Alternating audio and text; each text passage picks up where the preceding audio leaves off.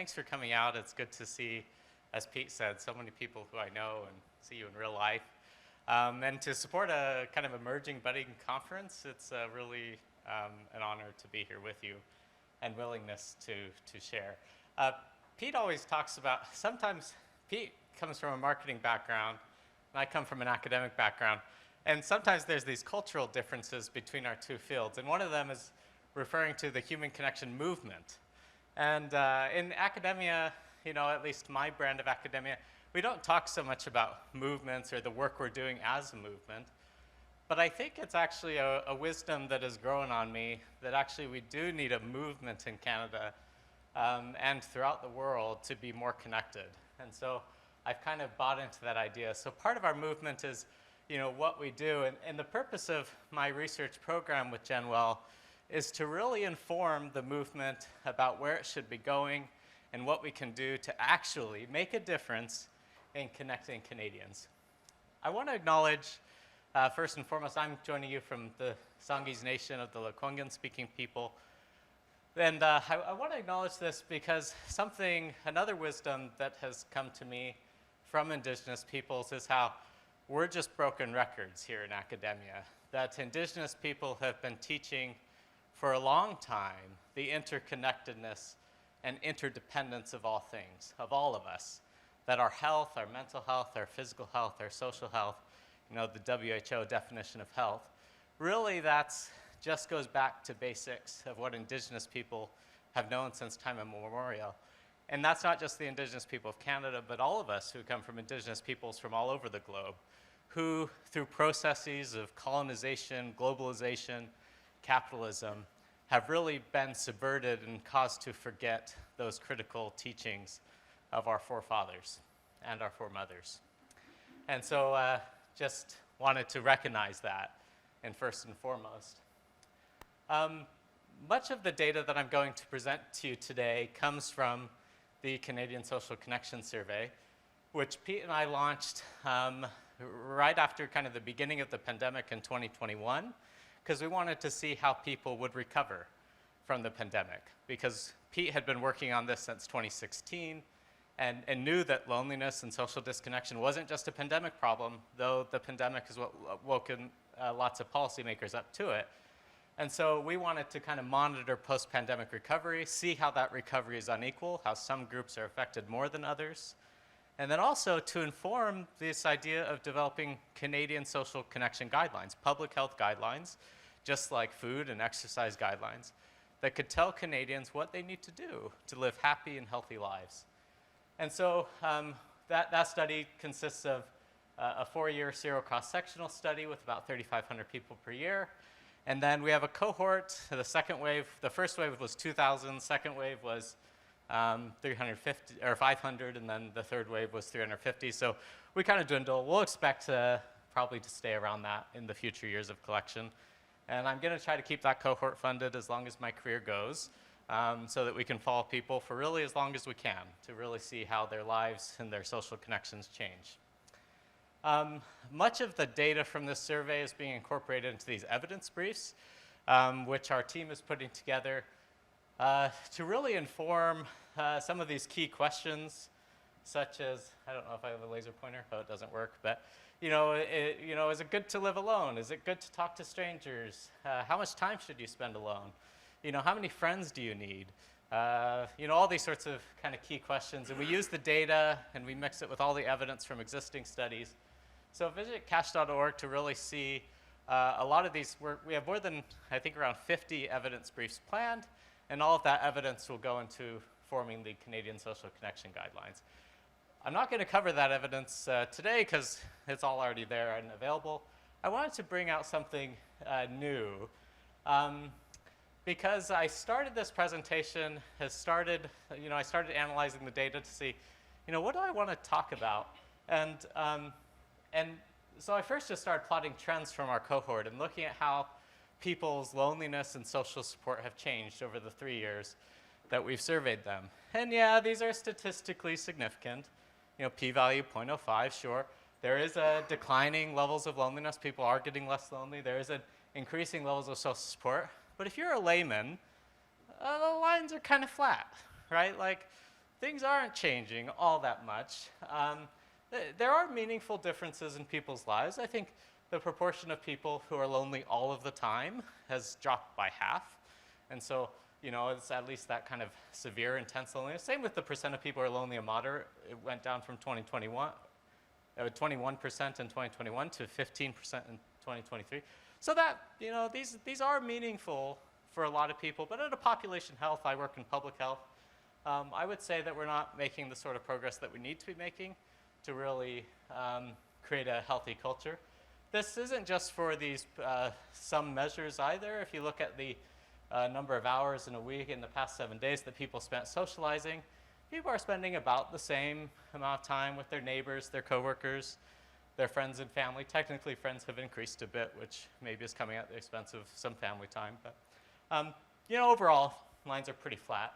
And so it made me think, I want to go beyond the numbers, and I want to look at the data.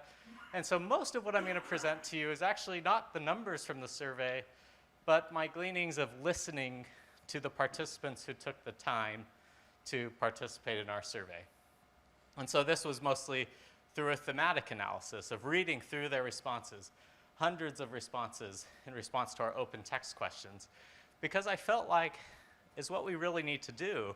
If it's all about social connections, we need to listen to people. And if I'm just working with your numbers, I'm probably not listening to you. So as the first cut of analyses from this survey, I wanted them to be the analyses of people's open text stories. Because, and this is especially important, when I work with data, we take all this rich, you know, information that people provide us, and this here is the De Jong Emotional and Social Loneliness Score, and then the Zimmet Social Support Score. And basically, we take all people's responses, we give them number ratings on each one, and then we sum that down to one number. And so a person, all you know about them is they're a 4, or they're an 8. And what does that really tell you? What do you really learn from that? I think we really need to challenge the idea that people can really be summarized easily in numbers. And so I started looking at this idea of a personal social life narrative and asking people to, just at the first start of the survey, we just said, before we begin, before we ask you any questions, write 3 to 5 sentences characterizing your social life, relationships with others, and social interactions. And so that's where some of my analysis will come from. Then later on in the survey, we also asked, in what kinds of situations do you feel lonely? How long does the loneliness last?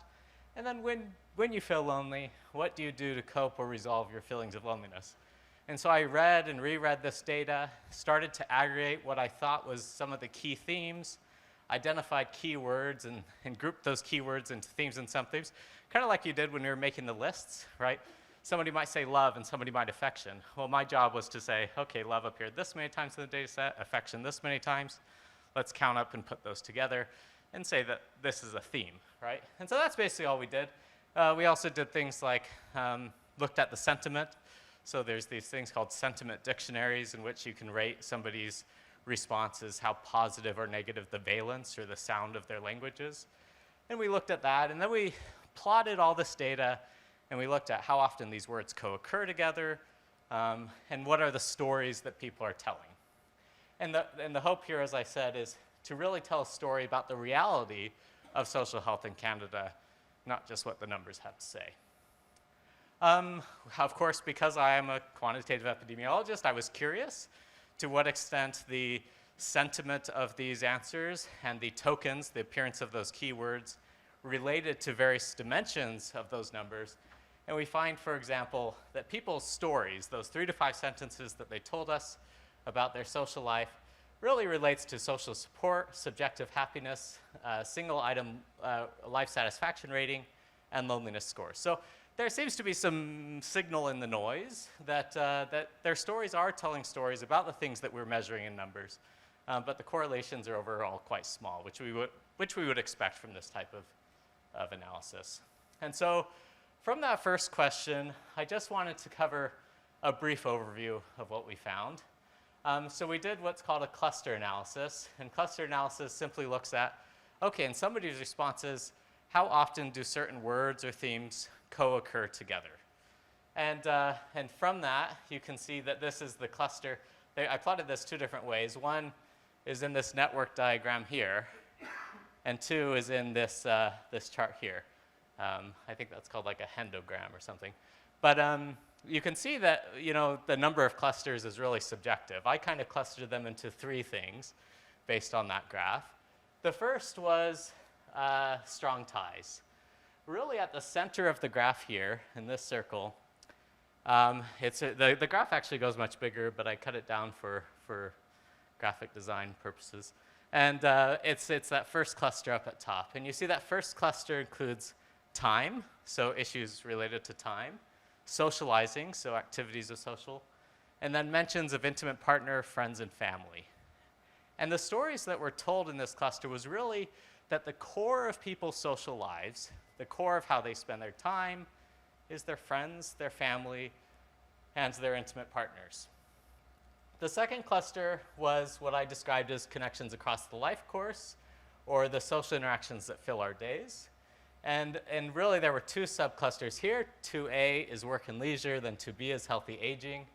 And so really reflecting that during our work lives, there's a certain pattern of social connection that we have, our coworkers, our business relationships, those sort of things. In that cluster, you have things like distance and proximity, commuting time, all that sort of thing. People brought into that. Healthy aging, you have things like volunteering, frequency of interactions, quantity of interactions, their life course, their health state, that sort of thing. And then in the third cluster, that's really all these other variables here are all more about the connections and context. So it's people's economic participation, going to bars, going to cafes, people's spiritual connection, going to church, place and space, going to parks, municipal resources, their weak ties, acquaintances, that sort of things, and then groups and identities, their affiliations, whether that be their ethnicity or that sort of thing.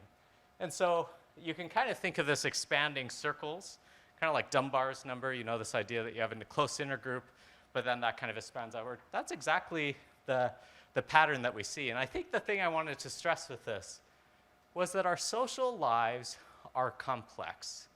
They encompass almost every aspect of your life. And so when we think about intervening on this, when we're thinking about changing of this, we're not asking for an intervention. We are asking for a movement. We're asking for a total redefinition of our lives and our cultures, and that's really what appears to be needed if you want to have this kind of cross-cutting effect. And really embedded in that, whether you talk about the time with your friends and families or your social interactions at work, this really comes down to time. And I really think that time is this limited resource that all of us has. People can take your house and they can use it. They can take your car. They can enslave you. They can do all that. The thing they really can't take from you is your time, because the one way to take it from would be to kill you, but ultimately they don't actually get that time, right? Time is yours, and it's the thing you have to give. It's the time you spend, the time things take to do. And so I really think that that's really of the essence, and so a bit of the theme. And so I did start to dabble in the numbers and look at this issue of the relationship between how we spend our time and our wellness. And you really start to see this kind of hierarchy that as we trade off time with our families to other groups, you see actually a little bit of a positive effect. If you take some of your time and you move it from families to friends, you see a little bit of a decline in loneliness. So negative numbers here indicate declines in loneliness, positive indicate increases in loneliness. So you see that people, this kind of gives you a bit of a hierarchy in terms of the importance of these various types of relationships. Focuses on the same thing. Families and friends seem to be more important than coworkers and neighbors, which are more important than acquaintances and strangers. So really it's thinking about how we prioritize that time that we spend is really kind of critical to our health and well-being. Of course, it's not just about the relative trade-offs in time, but if we look in a regression model, overall, more time is still better, no matter who you're spending that time with. And actually, the more diverse your network is, the more, the lower levels of loneliness that you experience.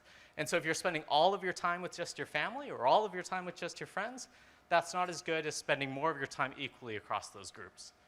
And so this is important for thinking about what sort of, again, broad-based, population-wide interventions we need to be thinking about that not only change the day-to-day connections, say through a befriending intervention or a social prescribing intervention or something like that, but also through broad population health awareness building and culture change.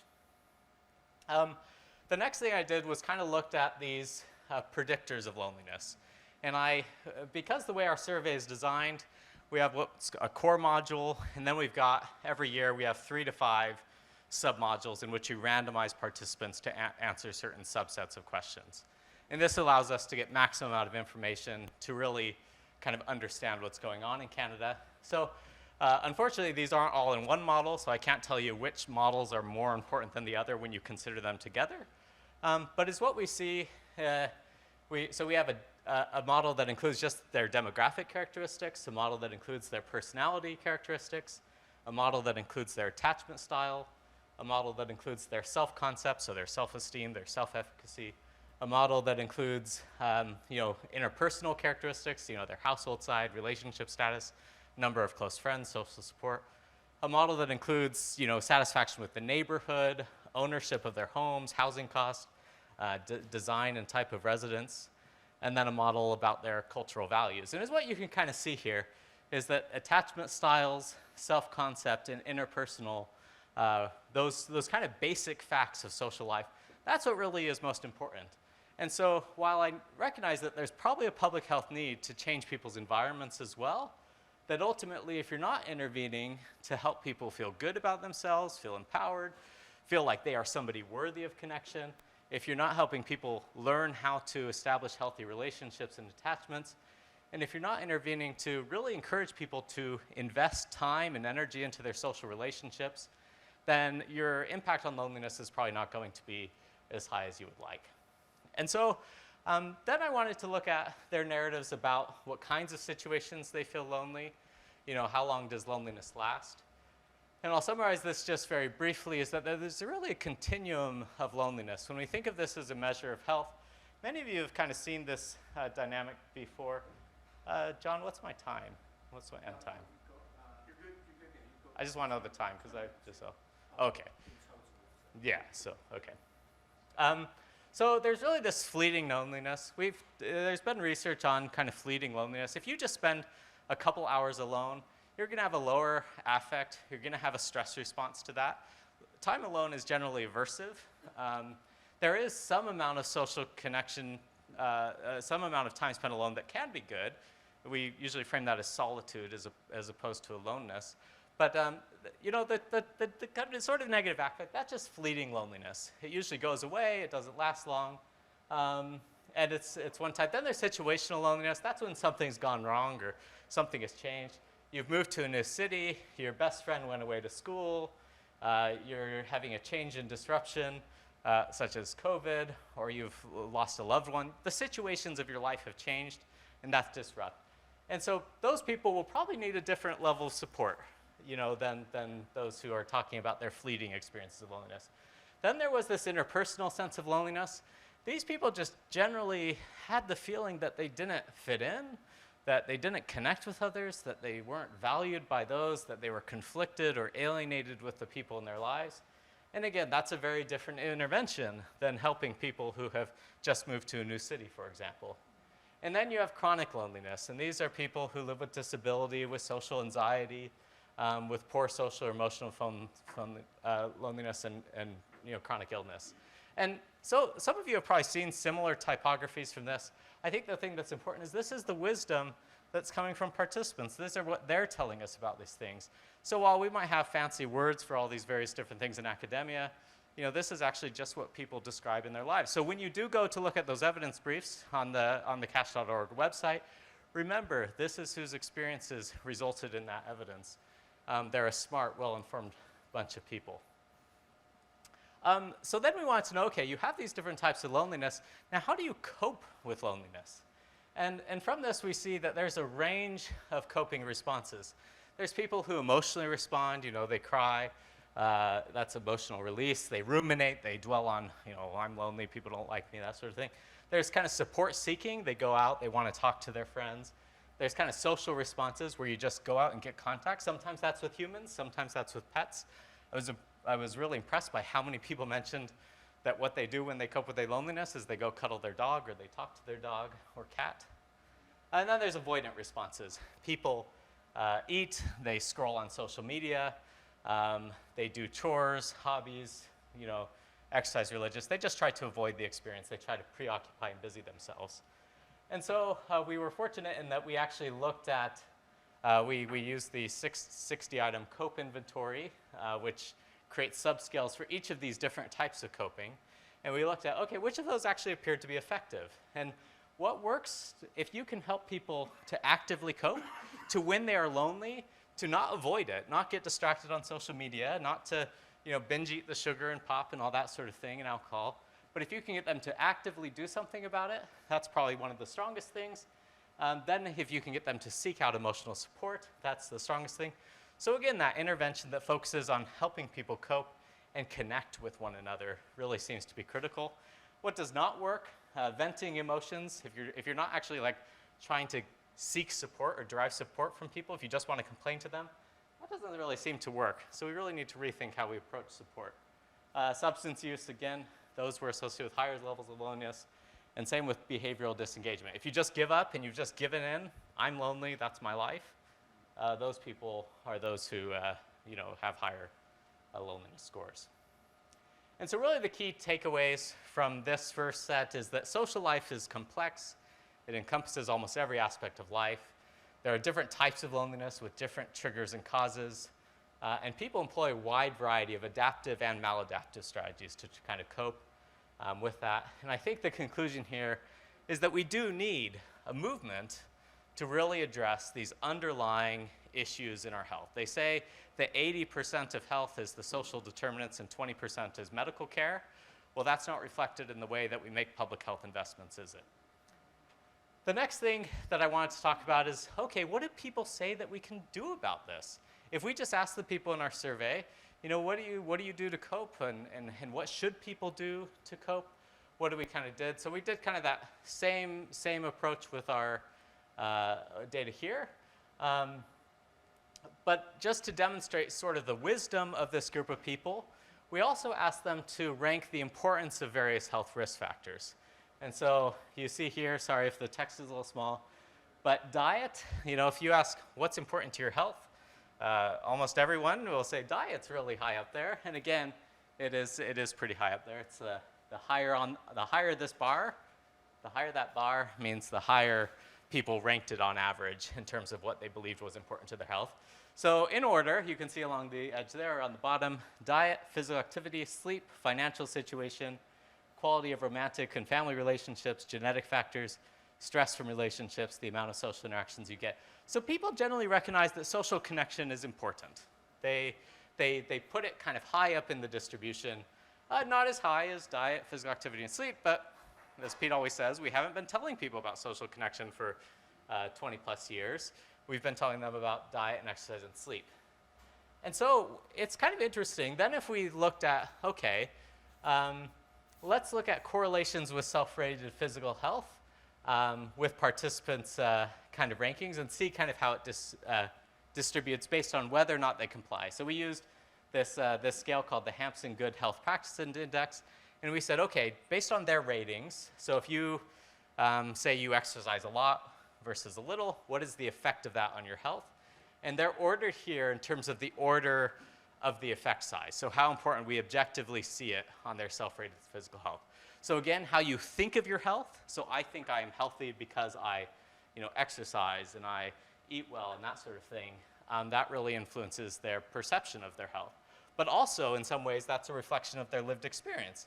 If I have negative relationships, I might think, oh, my relationships are the things that drive my poor health. And actually, if you notice, it's in the exact same order that the individuals predicted it in. Exercise had the strongest effect on self-rated physical health, then diet, sleep, stress, loneliness, and smoking. So basically, very much the same kind of pattern of order that we saw based on people's responses. So again, highlighting that loneliness is in this top category of factors that affect your health and well-being. And importantly, however, loneliness is one of those factors, again, going back to the indigenous wisdom, that all things are interconnected. Individuals who are more lonely, they're less likely to exercise, less likely to diet, less likely to have a healthy diet, less likely to get a good amount of sleep, less likely to be able to manage their stress, and they're less likely to have healthy smoking behaviors.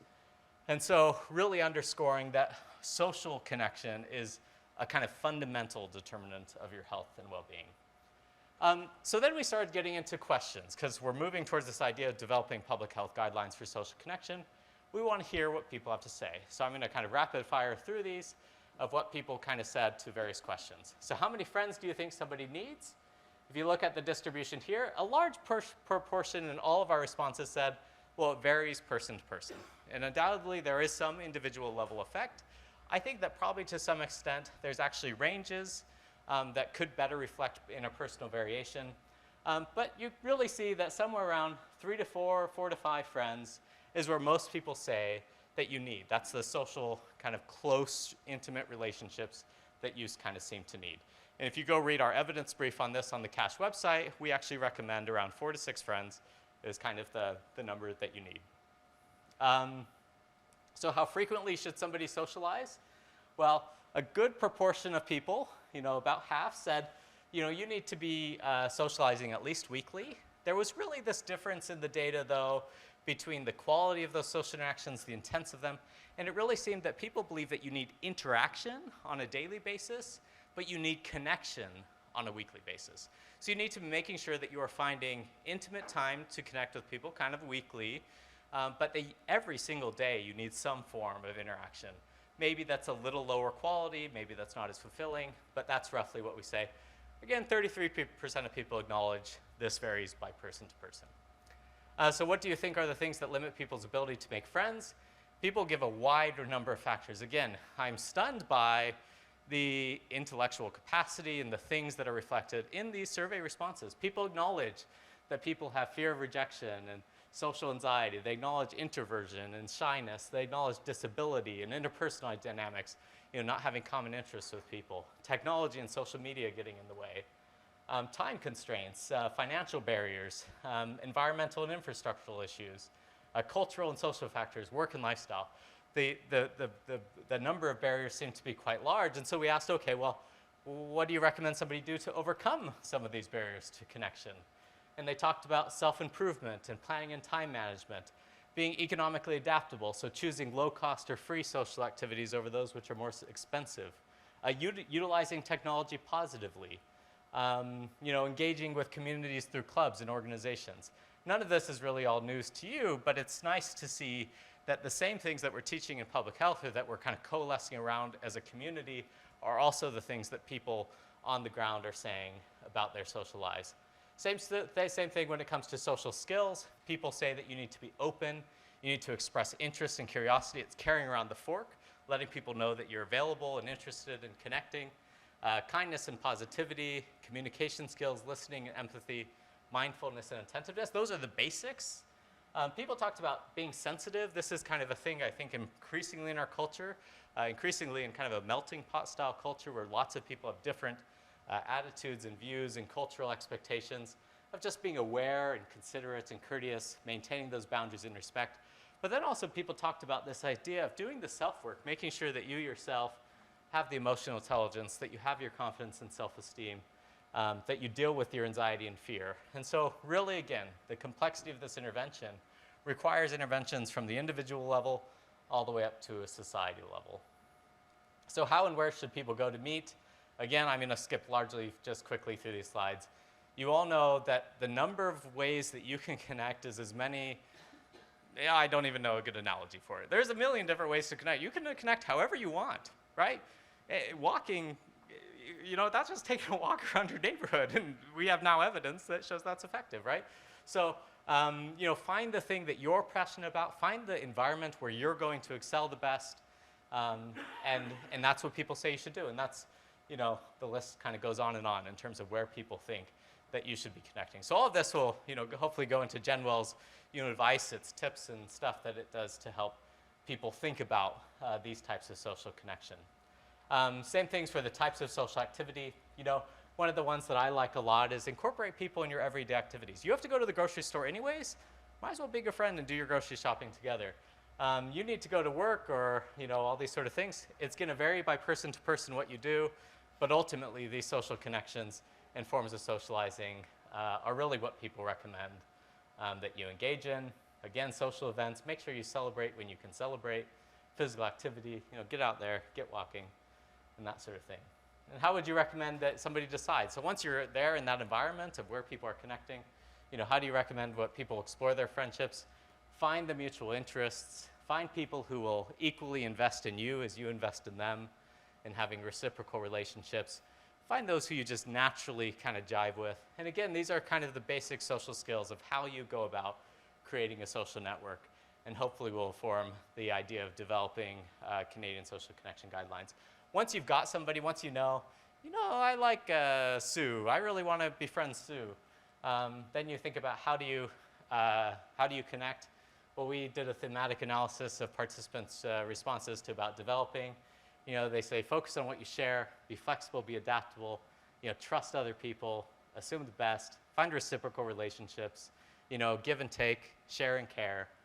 Understand your and their limits, respect these boundaries, listen and communicate openly and clearly. You need to be you, be self-aware and authentic, take their perspective, be empathetic, understand not everyone is like you, acknowledge and respect those cultural differences. It takes time and effort to make a friend. Don't spread yourself too thin, and take and give the time you need. And so this is like, I think if you were to talk to a psychologist who has expertise in making friends, these are probably very close to what they would tell you to do. And this is just the community knowledge. People already know the basics. They just need to be inspired by movement to engage in those basics. And so how much time do you need to spend with somebody to foster a friendship? People really emphasize that you really can't speed it along. Sometimes it's going to be natural and work well. Sometimes you need to have some patience, and that's fine. We also asked about ending friendships, because this is really big. This is something that gets brought up a lot, is really invest in those relationships that are positive and energize you, and deprioritize those relationships that drain you and hurt you. And so the key takeaways from this slide are really about recognize the importance of social connection. People know it. They have a strong tendency to support daily social interactions, weekly social connection, and acknowledge a lot of individual variation. Lots of emphasis on pro-social action, being other-centered, acknowledgement of barriers, very real barriers in people's lives. And that's, again, all why we need this societal level intervention. And with that, I'll turn it over to Giselle, who's actually does all the heavy lifting behind the development of the social connection guidelines in terms of stakeholder engagement. And so I'll turn it to you. You're gonna do that. All right, thanks Kiffer so much for going over what community members had to say from the Canadian Social Connection Survey. And I'll be sharing a very quick overview about our ongoing Delphi study, so I won't be that long, I promise. So using this well-established approach of a Delphi study, we aim to undergo multiple rounds of Delphi questionnaires to reach consensus among experts, and we've completed 2 of our questionnaires already. So first, we offered the opportunity for our experts to identify what domains they think are most important to include, as well as share examples of those relevant guidelines. Then, our next step based on those responses was that the following questionnaire allowed experts to assign scores between 0 to 5 for potential guidelines under those specified domains.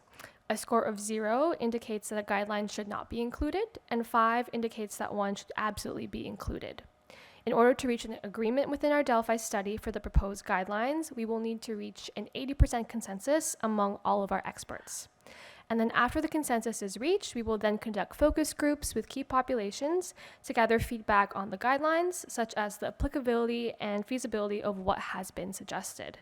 And then following another expert review, we will hopefully finalize the guidelines, best case scenario.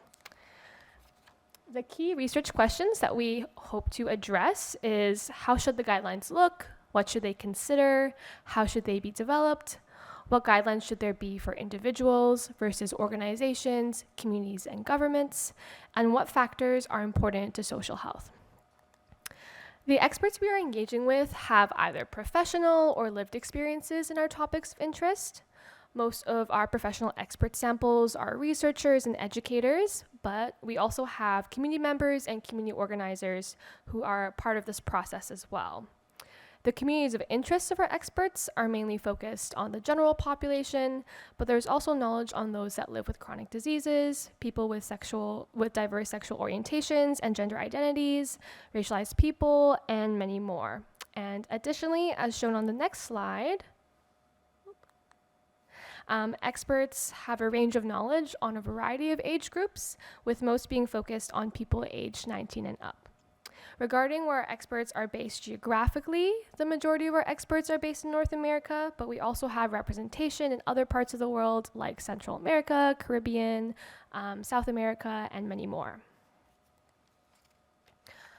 For the topics of expertise among our sample, most of our experts are focused on loneliness, social isolation, social connection, peer relationships, and friendship, but there's also interest in social support, community building, and social health intervention or implementation science.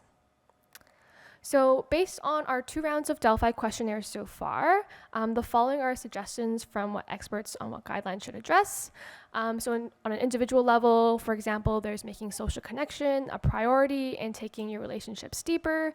For community level guidelines, suggestions like building communities for connection and including social health and policy and practice. And so, really reflecting what Kiffer has already shared previously from community members and just hearing it from experts as well, and really showing that these are what the guidelines should probably include. And so overall, although our Delphi study is still ongoing, there are a few key takeaways that we have based on preliminary results. So most of the results or guidelines suggested are being seen as moderately important. So most of them have an average score of around 3. So we still have a lot of questions as we're developing this process, such as, is the existing evidence, such as the causality of the factors that we're looking at, is it sufficient enough for the development of these guidelines? What levels of intervention should the guidelines focus more on, such as, should it be more individual, or should it leverage towards more collective action? Should the guidelines be more broad? Should they be more narrow? Should they be more flexible? Should they be more quantitatively specific, like having X amount of friends?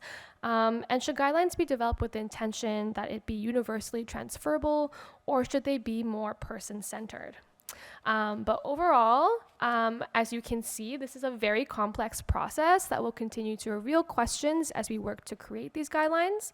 But overall, we are really excited to continue the effort to develop, implement, and refine these recommendations to do so. Thank you.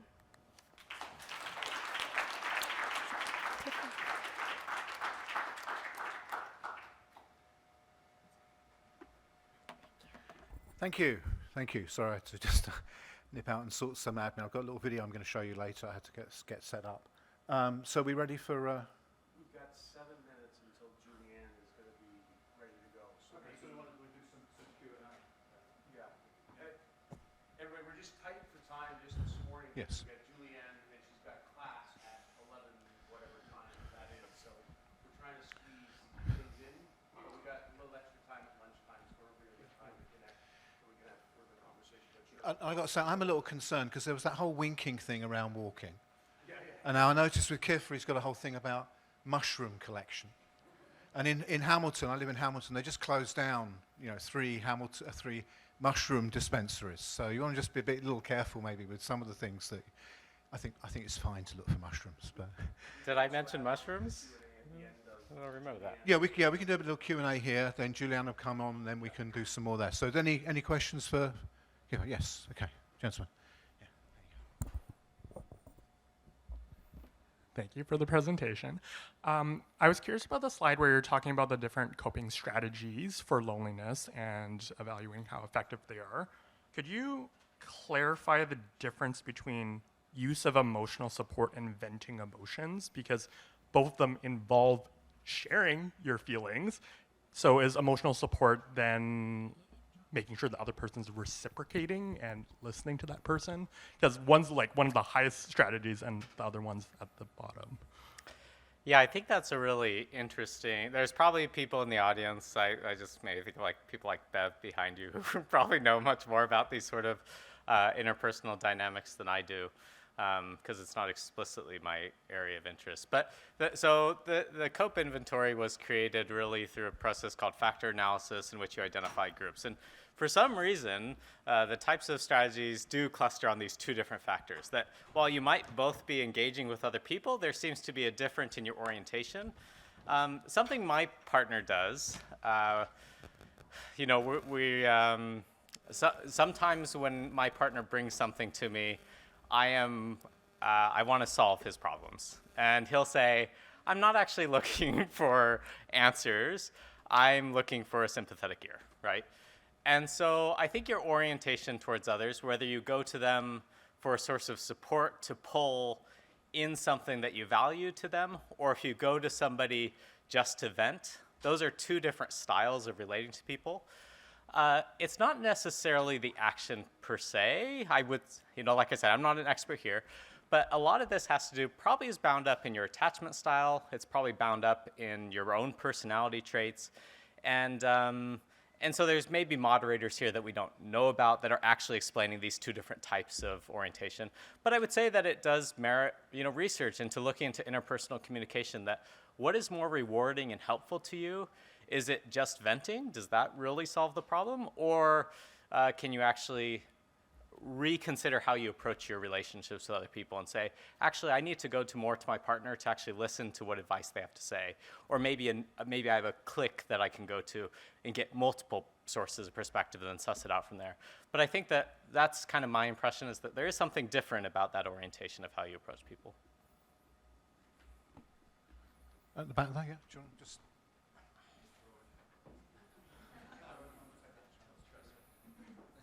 Hey, Kiffer. Great data. Good to see it all. And to some extent, the trend line being flat isn't surprising, because we're trying to change personal habits, and personal habits are pretty ingrained. And so I think there's a big challenge on our plate. And when I see the stuff like this, I know I'm speaking for Adam a little bit here too, there's sort of two dimensions I think we have to think about. There's the knowledge, the understanding that, okay, this is something that I should be doing, this is something that's really good, et cetera, et cetera. And then there's the skills of, okay, how do I get from here to there? And you've alluded to both as you go through. And I'm just wondering, as we're going through the guidelines, as we're starting to develop it, are those both going to be there? And are we going to be clear in the sense of saying, hey, here's the sorts of activities you should be engaging in regularly? And if you find that challenging, maybe here's some set of suggestions where maybe we could have some very low bar, high success, things as first steps, if you want to start forming some social interactions, and then taking it the next level. Are we thinking that extreme, that we're going to do both of those things? Or are we focusing on information now and then thinking about skills as we go along? Where's your head? Yeah, good question. First, with the difference between knowledge and skills, I actually ran an analysis. I decided not to present it ultimately because the message was quite nuanced, and I didn't have the moderating variables that I needed to really test my explanation out. But I did look at the relationship between people's knowledge, how high they ranked social health, and whether or not they actually had more robust social networks, spent more time socializing. And as what you kind of see is that as their knowledge increases out of the very low, so if they rank it 10, 11, 12, as they move out of that group, their knowledge really results in a strong decrease in loneliness, for example, because they start engaging in that. But in the middle, it kind of rebounds. And as what I think happens is that when we talk about knowledge, we're talking about something that's constantly recreated in people's minds. That my valuation of social health probably has a lot to do with what my social health is like. If I have really bad relationships, or I'm never contacted by the people in my life, and I'm feeling that effect, then I'm going to be like, yeah, social health is really important, because let me tell you, I am down in the dumps. And so we see that kind of rebound where people, again, increase their loneliness as their knowledge as their ranking of social health increases. But then it drops again if they start ranking it very highly. So if you're because again, that probably speaks to you need people not just to understand, but you need people to implement. You need people to actually say, this is important enough for me to exercise it in my daily life. And that's where you really start to see the declines again. Unfortunately, I don't have the correct moderator variables to really show that yet, but next year's survey will include those, and we'll write a paper on it. And probably that'll be included in the guidelines. Okay.